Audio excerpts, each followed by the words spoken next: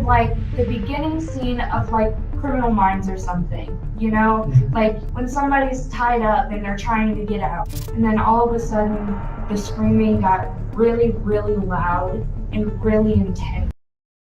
Alton, Illinois. Saat gece yarısını çoktan geçmiş, rüzgarın uğultusu sokakları dolduruyordu. Güvenlik kameraları kasvetli bir sokakta tuhaf bir hareket yakaladı.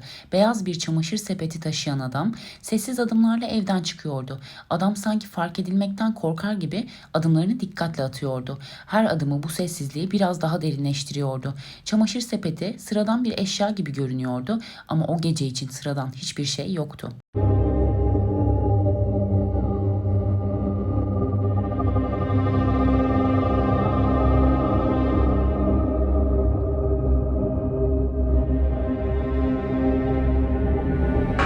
Sabah Alton sakin bir şekilde yeni bir güne uyanırken bir inşaat işçisi beton ve toz arasında çalışıyordu. Ancak rutin iş onu kısa süre içinde rahatsız edecek bir keşifle durdu. Sepetin içinde geceyi saran gizemli karanlığın bıraktığı dehşet ilk kez gözler önüne seriliyordu. İşçinin nefesi kesilmişti. Ne gördüğünü tam olarak açıklayamayız ama hissettiği dehşet gerçekti. O an Alton'un sakin sokakları korkunç bir sırla sarsıldı ve bu sır kimsenin kolay kolay unutamayacağı türdendi. Ertesi gün saatler 1 civarını gösterdiğinde Heidi Noel, kızı Lisa Dutt'ın dairesine doğru yola çıktı. Lisa 22 yaşındaydı ve olay gerçekleştiğinde 8 aylık hamileydi. Heidi bir önceki geceden beri kızından haber alamamış, tam 15 saate aşkın bir süre boyunca sessizlikle karşı karşıya kalmıştı. İçinde bir şeylerin ters gittiğine dair tüyler ürperten bir his vardı. Kapıyı açtığında içeriye adımını attı. Sessizlik derin ve rahatsız ediciydi. Alışılmışın dışında bir huzursuzluk sanki havada asılı duruyordu. Heidi yalnızca birkaç dakika içinde diğer bina sakinlerinin eve girmesiyle birlikte korkunç gerçeğin ağırlığını hissetti. Dışarı adım attığında sokağa fırladı. Gözle görülür şekilde titriyordu. Komşuların ifadeleri o anın ne kadar korkunç olduğunu kelimeler olmadan anlatıyordu. Yeah. Hi. Listen. What's going on? My girlfriend's daughter is killed. Yeah. What's going on there? My girlfriend. I'm sorry. My daughter's. He chopped her head off. Tüyler ürpertici bir sessizlik içinde Heidi panikle 911'i aradı. Polisler kısa süre içinde olay yerine ulaştı ve Lisa'nın cansız bedenini buldular. O an şehrin bu sakin sokağı bir kabusun içine düşmüştü. Lisa, Alton, Illinois'da yaşıyordu. Buradaki bir banliyöde doğmuştu ve hayatının büyük bir bölümünü burada geçirmişti. Illinois'un genelinde suç oranı yüksek olsa da Alton'un bu sakin sokakları Lisa için güvenli bir liman gibiydi. Kendini evinde hissettiği bu yerde sokak sakinleri de aynı huzuru paylaşıyordu. Güvenlik kameraları sabahın erken saatlerinde hayatın normal akışını kaydediyordu. Çöplerini çıkaran insanlar, işe gidenler, günlük işlerini yapanlar, her şey sıradan bir altın sabahının sessiz ritmiyle ilerliyordu. Ama bu sakinlik çok yakında yerle bir olacak ve bir kabusun içine düşeceklerdi. Sokağın biraz ilerisinde bir inşaat alanı vardı. İnşaat karışıklığı içinde çıkan çöpler eski alçıpan parçaları ile birlikte sokağa park edilmiş büyük kırmızı bir çöp konteynerine atılıyordu. Herkes için sıradan bir manzaraydı. Ancak 9 Haziran sabahı bu sıradanlık korkunç bir gerçekle yer değiştirecekti. O sabah bir adam eski alçıpanları konteynere taşırken orada olmaması gereken bir şeyi fark etti. Gördükleri karşısında dehşete düştü ve hemen polise haber verdi. This is what the knife look like. Down like that. Okay. That short, with teeth on that mother. So like a paring knife? Like with teeth on it, like you cut meat. Like serrated? Yeah. Okay. Like that. That's what the knife looked like. Just Was like the handle longer than wood. the blade, or was the... No, it was short, about like this. Stop. Yeah, like that. Yeah, that Okay. long. And when you picked up the knife, did you pick it up by the blade? Did you pick it up by the handle? Took it by the blade. I mean, by the handle. By the handle. Through that mother. I got you. I got you. There's old shit, blood on it. That. Was the blood on the handle? Was it on the blade? Was it covered in it? Well, Was I it knew dripping? it was on the blade. It was on the blade? Yeah. Bu küçük farkındalık kısa süre içinde Alton'un sakin sokaklarını bir korku hikayesinin merkezine çevirecekti. Bu 9 Haziran sabahının sıradan bir yaz günü olmayacağının ilk işaretiydi. What time did you last hear from her? It was like 9:05 or so. I had sent her a text and she said they were talking. And then I tried again at 10 and she didn't answer. And then I tried this morning 2 times and she didn't answer. And so then I came over here because she usually answers. Okay. So last time you talked to her was last night when she sent your text message, right? Yes. Okay. The officers are coming. They'll be there I know. shortly, okay? I know. Okay. Okay. İlk müdahale ekipleri 12.59'da olay yerine sevk edildi. Merdivenlerde hala soluğu kesik ve gözyaşları içinde ağlayan Heidi'yi buldular. Kadın gördüklerinin dehşetinden hala kurtulamamıştı. Vücudu titriyor ve yüzündeki korku yaşananların boyutunu anlatıyordu. Where we going?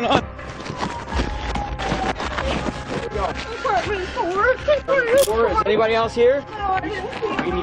Do you have a key to get in? Right here, right here. This one. Do you have the key? Liza'nın dairesi 2. kattaydı ve kapı aralıktı. Polisler içeri girdiğinde yatak odasında onun cansız bedenini gördüler. Beden bir havluya sarılmıştı ancak havlunun altında korkunç bir gerçek yatıyordu. Liza'nın kafası kesilmişti. Liza sadece öldürülmemişti. Bedeni vahşice kötü muameleye uğramıştı. Bu sessiz mahalle saatler içinde adeta bir kabusa tanık olmuştu. Can we go sit on these front porch steps though? Okay. Well, I don't want to bother those people. You know what? I'll tell them. My car. I'll tell them to go away. Okay. It's okay. Well, I just. Sir. Apartment 4 upstairs to the right. Oh my God. Here, let's Oh God, please, oh my goodness, listen. take some big deep breaths for me, okay? And then I touched her, and she was cold, and so then I wanted to make sure that he just strangled her, and then there wasn't a head. Please find her head. Hayatının başlarında yakında anne olacak bu genç kadını bu korkunç sona götüren neydi? 8 Haziran saat 14 civarında Liza verandasında oturmuş telefonuyla meşguldü ve bahçeye bakıyordu. O an sıradan bir yaz günü gibi görünüyordu ama saatler sonra o günün akşamı hayatı geri dönüşü olmayan bir noktaya ulaşacaktı. Ne yazık ki korkunç sona sadece 10 saat kalmıştı. Liza Dutt 14 Ağustos 1999'da Alton, Madison County'de dünyaya gelmişti. Parlak ve hevesli bir çocuktu. Özellikle hayvanlara olan sevgisiyle tanınıyordu. 10. doğum gününde hediye almak yerine Jerseyville'deki yerel bir hayvan barınağı için bağış etkinliği düzenlemeyi tercih etti. Arkadaşları ve ailesi ona hediye almak yerine hayvanlara bağışta bulundular. Bu şefkatli tutumunu gençlik yıllarında da sürdürdü. 2017'de Jersey Community High School'dan mezun olan Liza, Dairy Queen'de çalışmaya başladı. Müşteriler onu pozitif ve arkadaş canlısı bir çalışan olarak hatırlıyordu. Ancak bu sadece sosyalleşmek için değildi. Aynı zamanda annesi gibi tıp alanında kariyer yapmak istiyordu. Gelecekte veteriner olarak çalışmak için para biriktirmek amacıyla yaptığı bir işti. Haziran 2022'de Liza 8 aylık hamileydi. Bir kız bebek olacaktı. Önceki cumartesi bebek partisi için davetiyeler gönderilmişti. Aile doğum ve sonrası için büyük bir heyecan içindeydi. Henüz bebeğe bir isim verilmemişti. Aile ona şimdilik Baby Bean diyordu. Liza sevgi dolu ve güzel bir ruha sahipti. Annesi Liza'nın kendini yalnız hissetmemesini, ilişkisinde desteklenebileceğini ve dolu dolu bir yaşam sürebileceğini bilmesini isterdi. Hayatının bu dönüm noktasında Liza, Illinois'lu Deandre Holloway ile karmaşık bir ilişki yaşıyordu. Deandre, Liza ile aynı yaştaydı ve yaklaşık 2 yıldır birlikteydiler. Tanışma şekilleri belirsizdi ancak ilişkileri boyunca sürekli sorun yaşamışlardı. Deandre'nin geçmişinde bazı sorunlar vardı. Madde kullanımı ve zor bir çocukluk. Bu Liza'nın hayatını beklenmedik bir şekilde etkileyecek karanlık bir faktör olarak hikayenin içinde yer alıyordu. 2022'nin başlarında Liza ve Deandre Holloway altındaki bir apartmana taşındılar ancak ilişkileri giderek kötüleşiyordu. Liza'nın işverenlerinden biri bu tartışmalardan birini bizzat görmüştü. Holloway Liza'yı arabada dövmüştü. Yüzünde morluklar oluşmuş ve işveren dehşet içinde bu olayı izlemişti. Çiftin ilişkisi yalnızca özel alanlarda değil, sokakta da zaman zaman tartışmalarla devam ediyordu. Bir keresinde bir tanık ifadesine göre sokakta şiddetli bir kavga yaşanmıştı. Deandre kendi yüzüne yumruk atarak kendini cezalandırır gibi hareket ediyordu. Liza ise ağlayarak peşinden gitmek zorunda kalıyordu. Sonuç olarak bu görüntüler Liza'nın yaşadığı ilişkinin ne kadar tehlikeli ve istikrarsız olduğunu gözler önüne seriyordu. Genç kadın hem hamileliğiyle hem de sevgilisiyle yaşadığı şiddet dolu ilişkisiyle trajik bir sonun adım adım yaklaşmakta olduğunu fark etmeye başlamıştı. Up a story, Okay. and then she finally did tell me that she had some problems with her boyfriend was hitting her, and they were actually homeless and were living out at the campground at the lake. She had a lot of personal problems with a boyfriend, a lot of calling off. She had a lot of black eyes when she would come in. When she first started, she would make excuses that her dog had jumped up and hit her and caused her black eyes. She was constantly running late, like for personal reasons. Always something coming up. She had a lot of black eyes, a lot of bruising on her arms, like where you could see, like maybe grabbing. Okay. That kind of thing. What specifically did you see when the day you actually witnessed her being battered? What did you see? Or A what did punch in the face. you saw? Mr. Holloway punch her Face, Okay. yeah. So were they in the car when that happened, or were they outside the car? No, they were in the car, and we have cameras on the back of the building. We actually tried to roll the cameras back, but they're not very good definition, so we weren't able to actually see it. Okay. Yeah. And was he in the driver's seat? Yes, he was. Okay. And did she return to work after that happened? She did. And did you see any? Did she have any visible injuries on that Her occasion? face was red. Okay. And did she say anything, or was she confronted about that? I asked her about it, and she said they had gotten in an argument. Eventually, after the excuses about the dog and things like that stopped, she was honest about it and just said that they were always arguing and fighting, and then they would make up and it would happen again. Okay. Did she, like specifically that day when she was struck? Was there any conversation like after the fact when she comes back into work about the police or? I wanted to call the police, and she did not want to do that. Okay. Temmuz 2021'de Liza için korkunç bir olay yaşandı. DeAndre tartışma sırasında Liza'nın burnunu kırdı ve iki gözünde morluklara neden oldu. Liza bu şiddet sonrası hastaneye gitmek zorunda kaldı. Genç kadın işverenine attığı mesajda yaşadıklarını saklamadı. Sevgilim beni yine dövdü ve annemin yanına gitmek zorunda kaldım. Beni korumak için güvenli bir yerde olmamı istiyorlar. Çünkü bana zarar vereceğini daha önce de söylemişti diye yazmıştı. Bu itiraf Liza'nın yaşadığı şiddetin boyutunu gözler önüne seriyordu. Ancak tüm bu yaşananlara rağmen Liza ve DeAndre kısa bir süre sonra tekrar barıştı. Kısır döngü yeniden başlamıştı. Mayıs 2022'de DeAndre Liza'yı üvey kız kardeşi PJ ile tanıştırdı. Bu buluşmada Liza'nın karnındaki bebeğin babasının kendisi olduğunu açıkladı. O an genç kadının geleceği için umutla örülmesi gereken bağlar aslında yaklaşan trajedinin sessiz gölgelerini taşıyordu. He moved out when he was about 18. How old is he now? 21. Okay. Where did he go when he moved out? I'm not sure. Okay. What do you know about DeAndre's life currently, like about like his relationship status and things like that, and where he lives and things like that? He lives pretty much with everybody. He lives with his girlfriend, but whenever they get into it, he hops in different people's homes.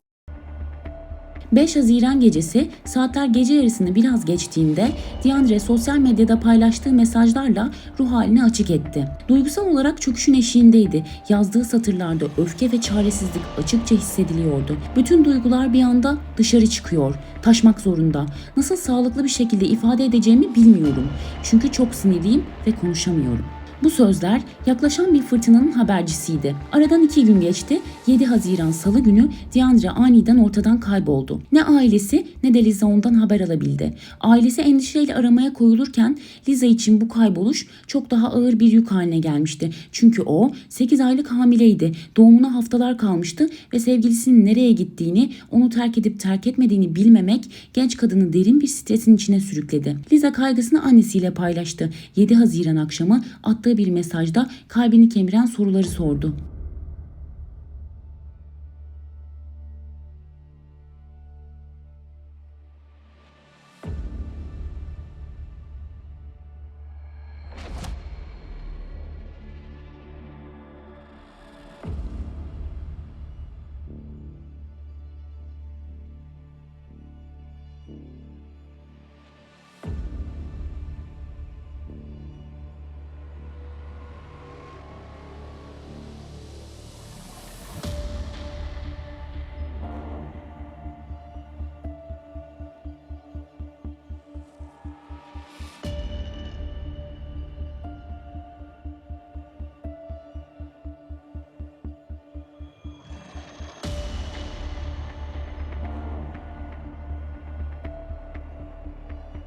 Hamileliğin son günlerinde Liza yalnızca bebeğinin geleceğini değil hayatının geri kalanını da belirsizliğin gölgesinde düşünmeye başlamıştı. Heidi kızını teselli etmeye çalıştı. Belki de bu yaşananlar Liza için görünüşte bir kurtuluş olabilirdi. Ancak Liza'nın verdiği yanıt içinde bulunduğu karanlık ruh halini yansıtıyordu. Heidi kızının ne yaşadığını tam olarak anlayamıyordu. Bu yüzden daha fazla soru sordu. Liza sonunda gerçeği açıkladı.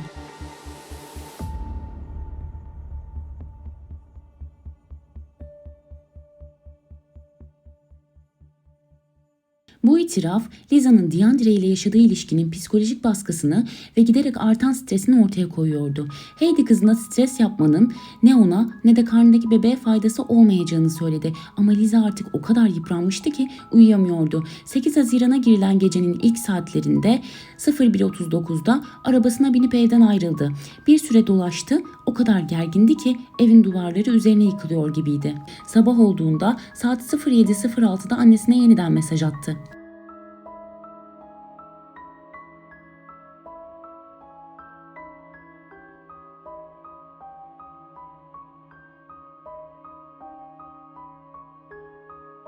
Lisa, Deandre'nin ailesine de ulaştı. Onlara haber verip onun eve dönmediğini söyledi. Annesi Heidi ise ev sahibi Joe'ya mesaj atmayı önerdi.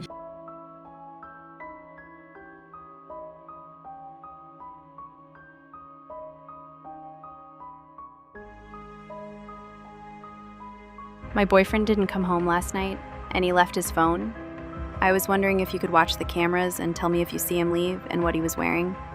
His family and I are really worried. Ve gerçekten de kamera görüntüleri Deandre'nin salı akşamı amcası Marty ile dışarı çıktığını gösteriyordu. Liza amcasının Deandre'yi geri getireceğini düşünerek eve dönmüştü. Ancak gece boyu Deandre ortalarda yoktu. The girlfriend called the landlord to their apartment because they have cameras around the apartment and stuff. And she asked the landlord if he can go back and look at the cameras and stuff to see if he saw Deandre, which he did. It was like around 6:24 when he left the apartment, and he went with his uncle that lives in St. Louis. Is everybody relieved at that point, or like? Not really, because the girlfriend said that his uncle was supposed to bring him back that night, and he's supposed to call like before 10, and then it was after 10. 8 Haziran akşamı PJ erkenden uyumaya geçti. Liza ise saat 20 civarında bir mesaj aldı. Deandre'nin amcası onu eve getirecekti. Heidi hamile kızının böyle bir muameleye maruz kalmasından rahatsızdı.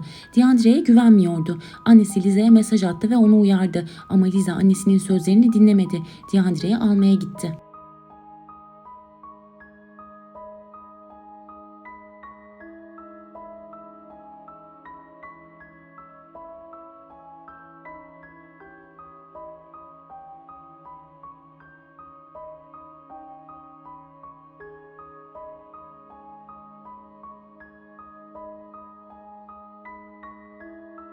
Kamera kayıtları saat 21:11'i gösterirken ikili apartmana geri dönüyordu. Araçta Liza annesine mesaj atmıştı. Durumu çözmeye çalışıyorum demişti. Bu Liza'nın annesine yazdığı son mesajdı ve kameraların kaydettiği son görüntüsü de buydu. 22:49'da Heidi kızına iyi misin diye yazdı. Ancak hiçbir yanıt alamadı. O sırada Liza çoktan ölmüştü. Sonraki birkaç saat boyunca kamera görüntülerinde apartmana girip çıkan komşular vardı. Fakat ne Lisa ne de Deandre tekrar görülmedi. 23:57'de Deandre apartmandan dışarı çıktı.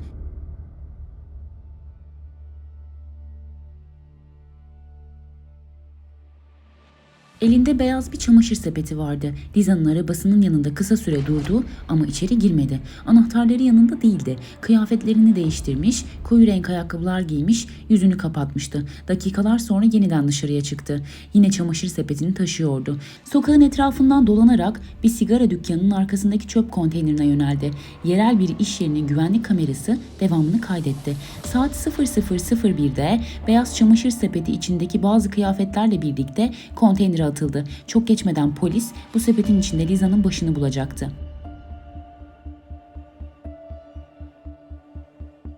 2 saat sonra Liza'nın arabası artık park yerinde değildi. Deandra annesinin evine gitmişti. Saat 02:30 civarında PJ onun kapıyı çaldığını söyledi. Deandra gergin ve huzursuz görünüyordu. Ertesi sabah 9 Haziran saat 10'da PJ onu banyoda buldu. Saçlarını kesiyordu. Sorduğunda Deandra yalnızca yeni bir başlangıç dedi. Yüzünde öfke vardı. Tavırları gergindi. PJ nedenini anlamaya çalıştı ve şüpheli bir soru yöneltti. Başına bir iş mi geldi dedi. Çünkü Deandra'nın 2 yıldır kestirmediği, gurur duyduğu rastaları vardı. Ve neden o gün tam da Liza'nın öldürüldüğü gecenin ertesi günü saçlarını kesiyordu. He took him outside for some reason and he set it by the sidewalk and then he comes back in and then he was... Did you see him take those clothes off? Yes. So is that why because you said he didn't have a shirt to wear. So when do you see him take the clothes off? He had a hoodie on and some pants, and then he took his shirt off, or his hoodie off when he was cutting his hair, I guess, because it was already off. Mm-hmm. And then he still had the pants on and stuff, and the hoodie was on the bathroom floor. And then that's when he gets out and asks your mom for clothes? Yeah. And then he didn't have a shirt on, obviously? Because he didn't want to put the same clothes back on. Okay, what were those clothes? I know it was a bucket hat. I think it was like blue. You didn't see anybody hat. He had a hat on? Yeah. Okay. Sorry. It's okay. He had like a bucket hat on. I think it was like blue or something. Anything about the hoodie that you recognize? No. With the shirt he had on? No. So when he gets to the shower, those clothes are all in the bathroom? Yeah. And then that's when he gets the gray pants from your mom, and does he ask you for a shirt? No, I just gave him one. Because he knew. Yeah. So then what does he do with the clothes? After we got off the shower, he took them outside, put them by the sidewalk where our trash can was. And then he comes back in the house, chats for a little bit and stuff. And then my grandma was cooking breakfast, and she asked him if he wanted a plate. And he said, yeah. And then that's when he went back outside. And then I guess the clothes that he had on the sidewalk, he put them in the trash, which they're in there now. Ama her şey bu kadar basit değildi. O gece saat 02:30 civarında eve geldiğinde PJ uyuyordu. Annesi ise salonda Netflix izliyordu.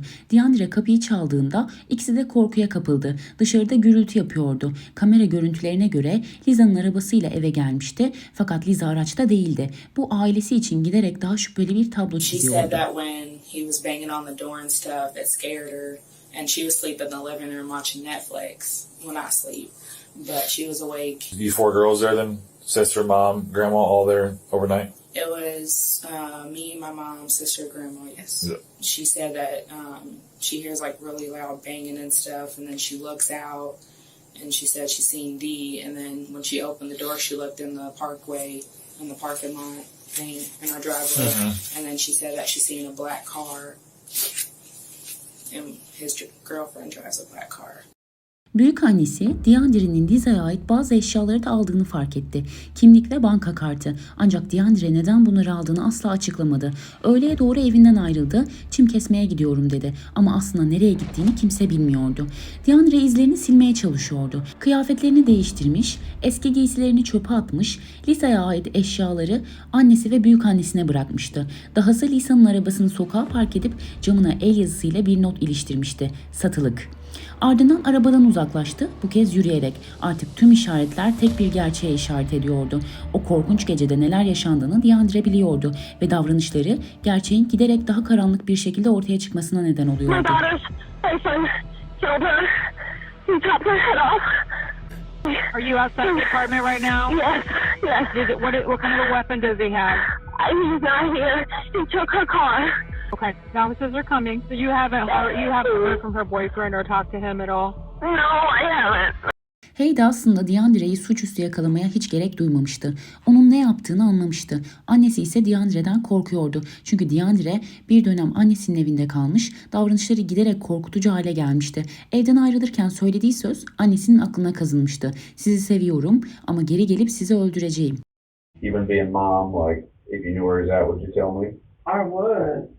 Like, if I knew what was going on, I would tell you, but from last night of him doing the disappearing act to what's going on now, I have no clue, like, what transpired. Are you afraid of him?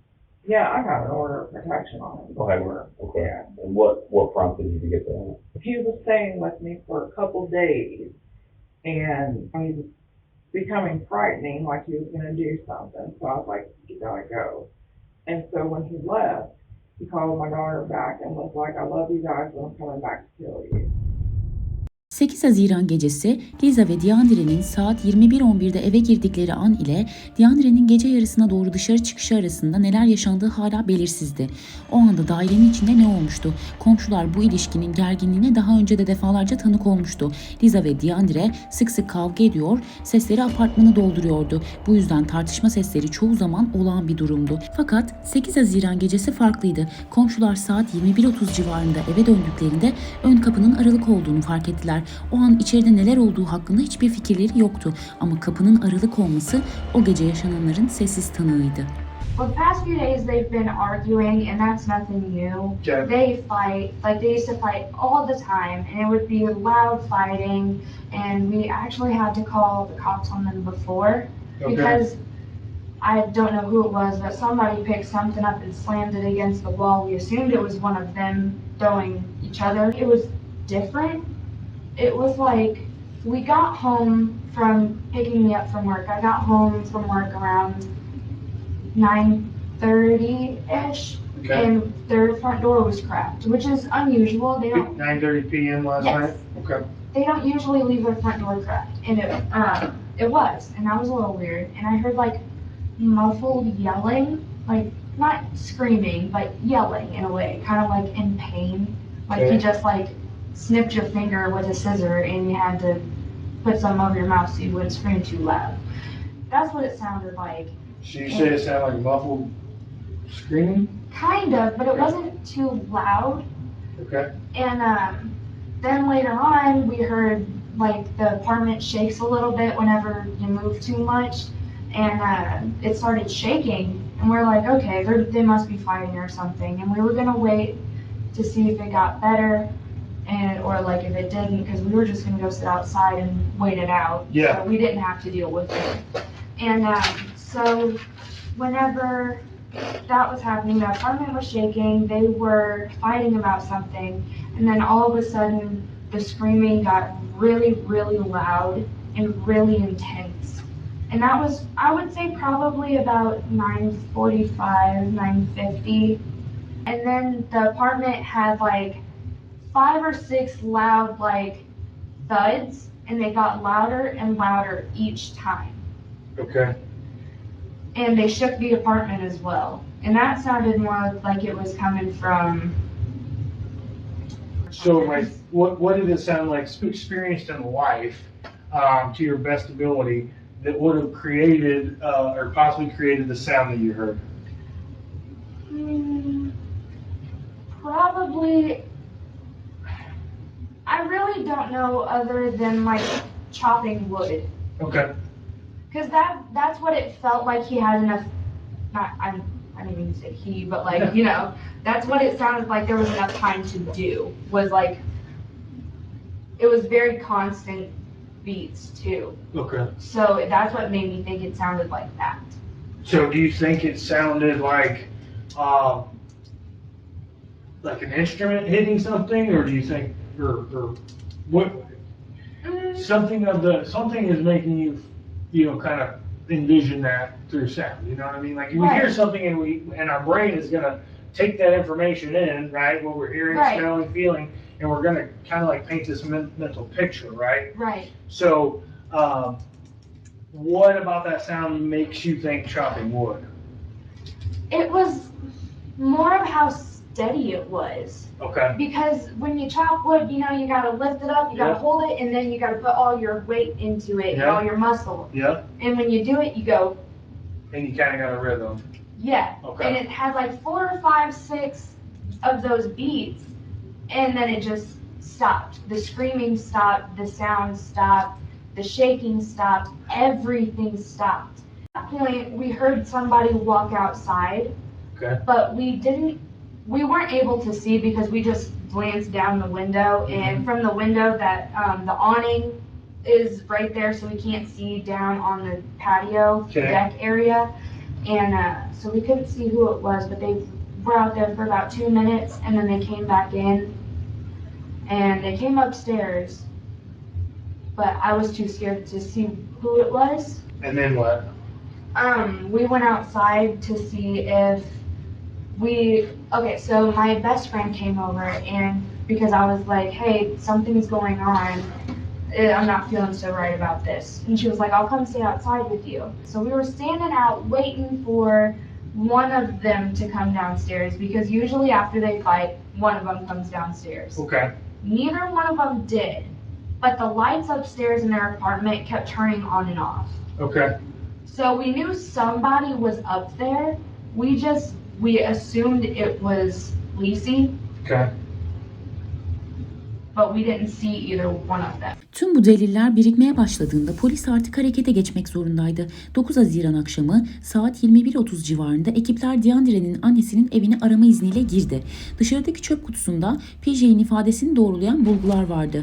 Kamera görüntülerinde DeAndre'nin üzerinde görülen kıyafetler çöpe atılmıştı ve tuvalet kağıdına sarılı kesilmiş rastaları da burada bulundu. DeAndre yıllardır gururla taşıdığı saçlarını o gece geride bırakmıştı ama bunlar ondan kurtulmaya çalışsa da gerçeği saklamaya yetmeyecekti. O sırada DeAndre evde değildi, kaçak durumdaydı.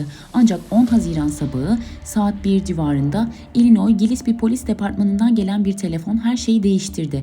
Öğleden sonra John Doe adıyla uyuşturucu nedeniyle gözaltına alınan, kimliği belirlenemeyen bir kişi vardı. Yapılan kimlik tespitinde bunun DeAndre Holloway olduğu ortaya çıktı. Alton polisi adamı aramak için geniş çaplı bir operasyon hazırlığındaydı. Ama buna gerek kalmadı. DeAndre saklanmaya çalışırken yakalanmıştı. Artık soruşturmanın yönü kesindi. Deliller, tanıklar ve DeAndre'nin davranışları Liza Dutt'ın katledilişinin perde arkasını birer birer ortaya çıkarıyordu. Yeah. Still don't have a name. That's okay. What's her name? What I have? What's that? What I have? You have cannabis on you. Oh, Not it's illegal. legal. Okay, exactly. Right. Need some water or anything? Yeah, I would like some water because, you guys got to... Hey. You need some water? Yeah. Okay. Please. Get you some water. Is it okay if I walk around? Is it okay if I stand up and take a step, like a couple steps? What you gonna do? Why you gotta do that? Pull your pants up or something like that? Yeah. Okay, that's fine. That's it. You're fine. He's doing his job. This man has done nothing but his job. I swear to you. You need to sit back down in the chair, please. Didn't you just say I could pace? No, I didn't say you could pace. I thought you said you had to get to be pants. If you could sit down in there, please. Oh, Thank you. do you mind if I pace? Is that illegal? I'm just I'm here. I'm handcuffed in it. We don't want that. We want you to sit down. Exactly. I know you don't want that. So if you could please sit down, guys. I can't. I'm handcuffed. Yeah, you can. You can sit down. I literally can't do anything. I'm handcuffed. You need to sit down. Why are you guys scared of me for what? I'm not scared. You need to sit down. How? If I'm literally sitting here pacing handcuffed, I can't do shit. You gotta He sit serves down. to me. Okay, so what's your name? What they're gonna do is I literally asked if I was being detained. That man said no. And then he proceeded to ask me the same question over and over and over. And I said the same thing. And again, he's just not having it because he's got an attitude problem with me.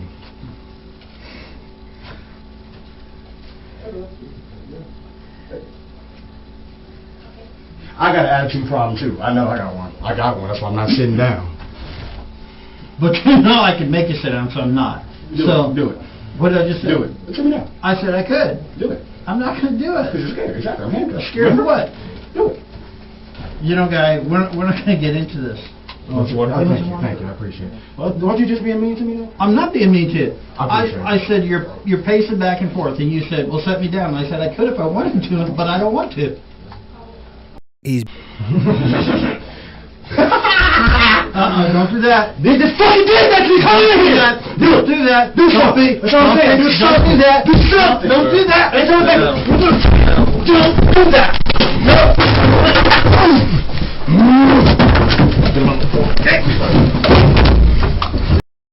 Just all my folks will come get me out. Well, we don't know your name, so... Exactly. But my folks will be there to get me out. Who's your folks? I don't know who you're Don't worry about it.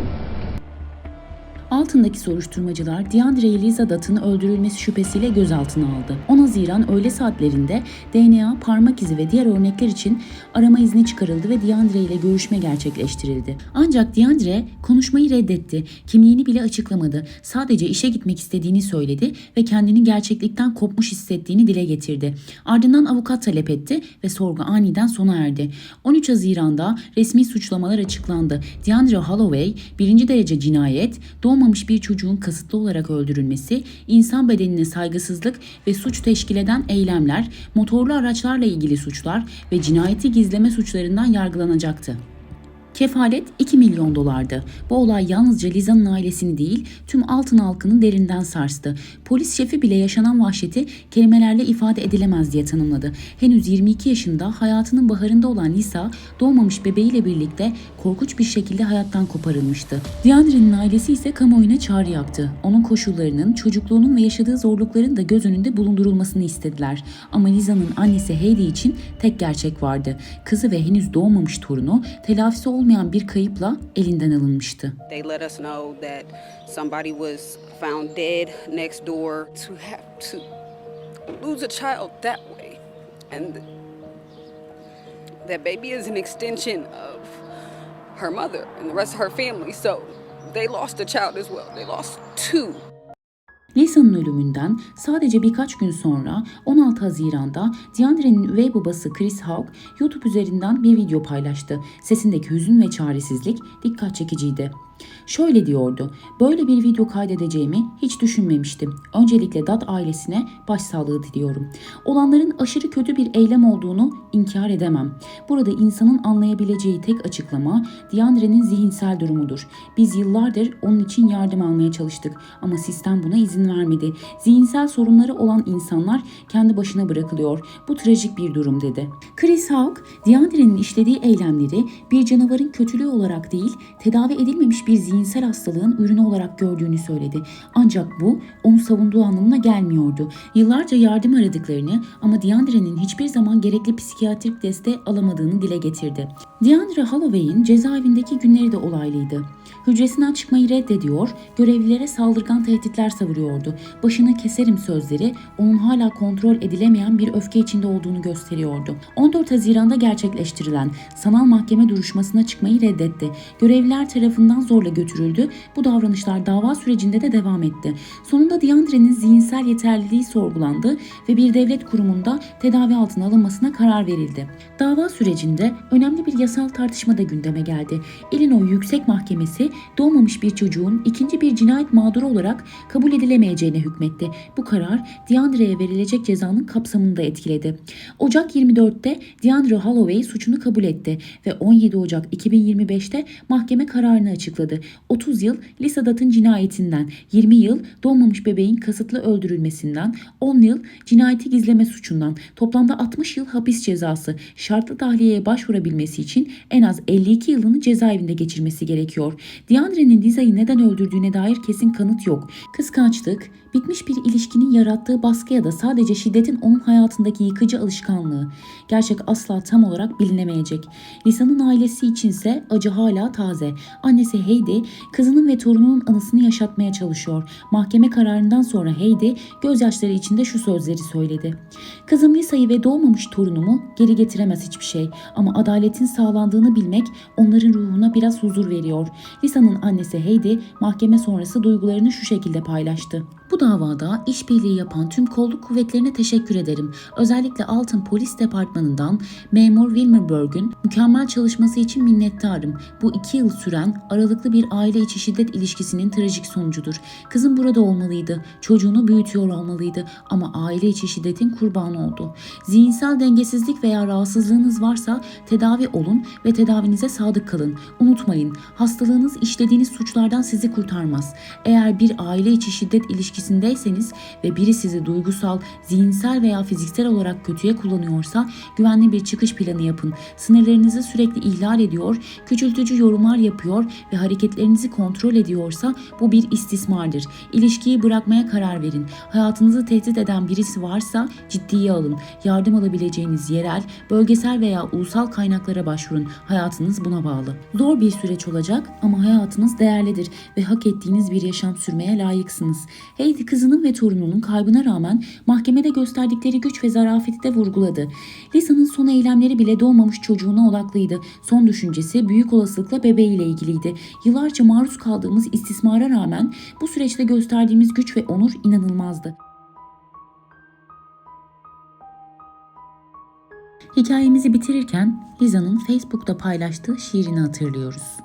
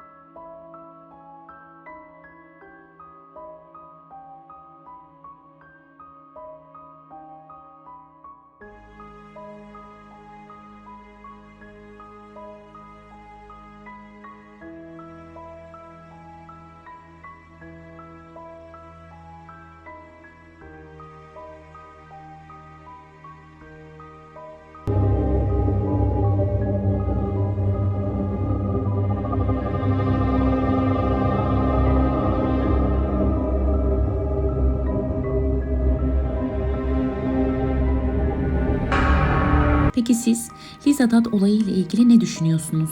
Yorumlarda buluşalım. Bana destek olmak için videoyu beğenebilir ve kanalıma abone olabilirsiniz. Şimdiden teşekkürler.